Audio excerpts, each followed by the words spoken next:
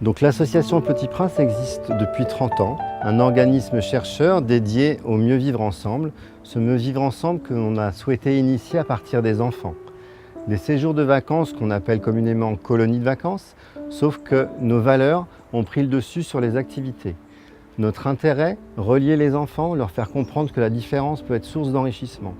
Les adolescents, coopérer, jouer, mais sans gagnant, et pouvoir faire en sorte que à ces moments-là, on puisse vivre ce sens commun, cette rencontre qui fait que la différence avec l'autre va devenir un enrichissement.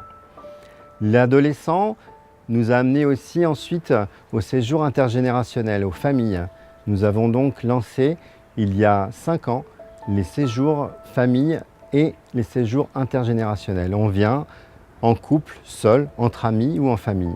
Et là, des intervenants, des animateurs vont nous permettre de vivre des activités autour de la communication non violente, de la gestion des conflits, comment poser une autorité de cœur, comment faire en sorte que quand j'ai une limite à poser, elle ait du sens, qu'elle soit entendue, comment faire en sorte qu'on puisse aussi vivre des belles choses ensemble, trouver des activités qui vont plaire à toutes les générations.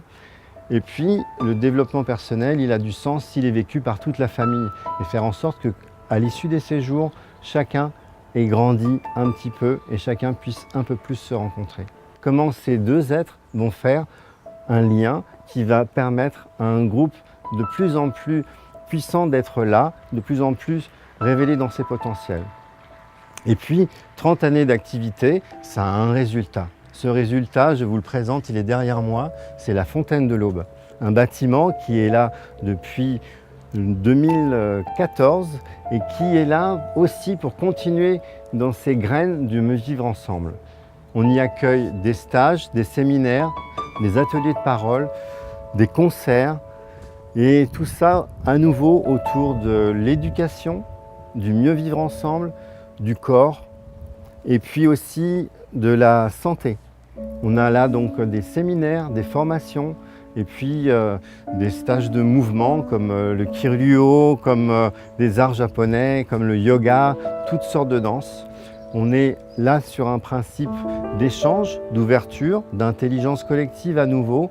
Comment est-ce qu'un collectif a réussi à mettre en place un tel bâtiment où une centaine de personnes ont mis en commun leurs efforts, beaucoup de bénévolat, des dons, et puis un résultat que vous voyez qui est dédié au beau, à l'harmonie qu'on cherche en soi, comment faire pour qu'elle résonne aussi à l'extérieur, comment faire en sorte que cette beauté vienne nourrir notre beauté intérieure, comment tomber amoureux de soi-même en humanité.